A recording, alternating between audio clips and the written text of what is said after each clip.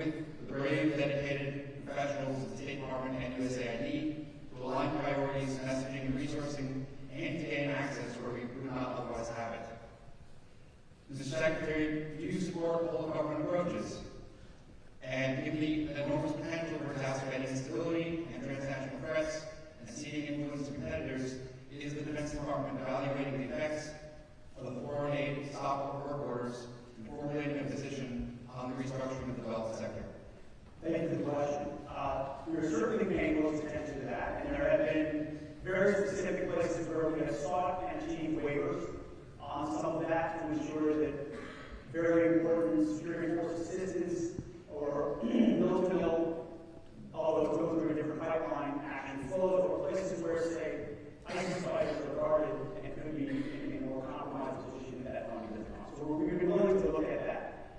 At the same time, we have a fantastic Secretary of State, Mark Rubio, who I've had a chance to work with very closely, who also has a keen eye toward the whole government approach to advancing the America First agenda. Mike Walsh, the National Security Advisor, also critical to all of that. Yes, diplomacy plays a massive role. I would prefer diplomacy for employing any number of our people, any possible, anytime. In fact, I think the Panama Canal is a pretty good example of that, where I don't want to say Senator Rubio, Secretary of State Rubio went down in conversations with the Prime Minister there in Panama and voiced concerns about foreign investment in the canal that might, in a time of emergency, block Americans from the free and fair transit of the canal being built that we oversee. And through those conversations, opened up new avenues for dislodging some of the challenges we've seen from the Communist Chinese. I had similar conversations with ministers of defense there, and I'm going down in April to have more conversations. Where we can talk about it, talk about shared mutual interests, and advance those, I think we should. When it comes to USAID, I think it's hard to deny that there's many ways by which other priorities, global priorities, have been advanced instead of American-based priorities to that department in ways that were totally unaccountable to the American taxpayer. And so I'm grateful that we're finally reviewing, more than reviewing, fundamentally reviewing what that agency is doing to make sure it serves the American people. And I can assure you that Secretary Rubio, while doing that, identifying places where truly American assistance can go to advancing the American interests and not necessarily tangential or third-order effects that we always try to attribute to advancing American interests, but actually are advancing some sort of other globalist interest or special interest that isn't advancing directly American interests. I think that's what we owe the American people. If we're putting the American people first, and you pay your taxes, and so does your family, and it's more than you wish, and then it goes to some unaccountable bureaucrat in Washington, and then they mail it off to a third party, but then it sends it off to a country to advance something that isn't connected to the American interest. That's a concern to me. I'm glad it's being reviewed, and I think Secretary Rubio is the right person to do it, along with that. But yes, if we want to solve big problems, it's got to go with government, and I think we have a lot of the right people in the right places to do it.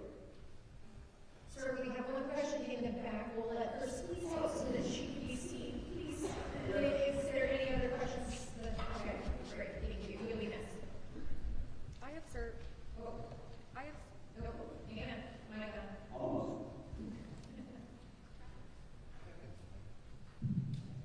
I have served alongside 4 exceptional transgender soldiers for the last 7 years, commission on commission like, while toil overseas in Africa and the Middle East. There are roughly 10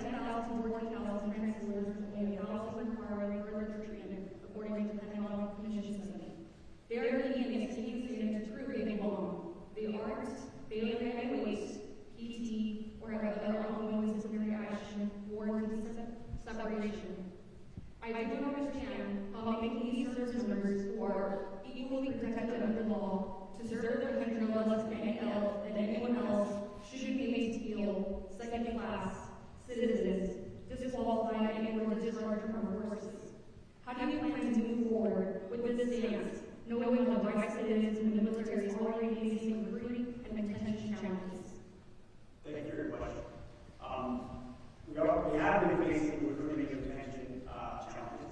And thankfully, in the first couple of months of the Trump administration, we've seen a huge increase, not just across the Army, but other forces. So I'm very heartened by the response of young Americans who want to serve and those who have decided to re-up in the process. At record numbers in some cases. So that so far is a good news story.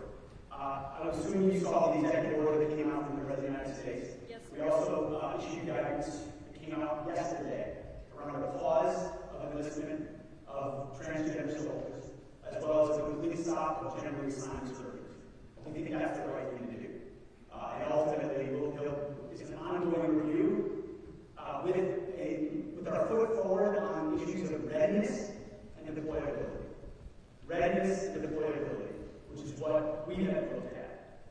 And there are any number of scientific ways that we explain in that letter as to why there are complications with trans soldiers in that with readiness and deployability. The EO lays it out very directly, as does our directive. So we're going to be reviewing over the next few months what that ends up looking like for those who have served within the next year. But as of right now, we're putting on a pause for pausing gender reassigned surgeries, which is ultimately a healthcare question, which we don't think taxpayer dollars should be going towards. And for those that deserve our country, we are grateful for that service. At the same time, we're shifting our focus to what that looks like, and that does include a pause in trans soldiers and a review of whether we will allow any of that to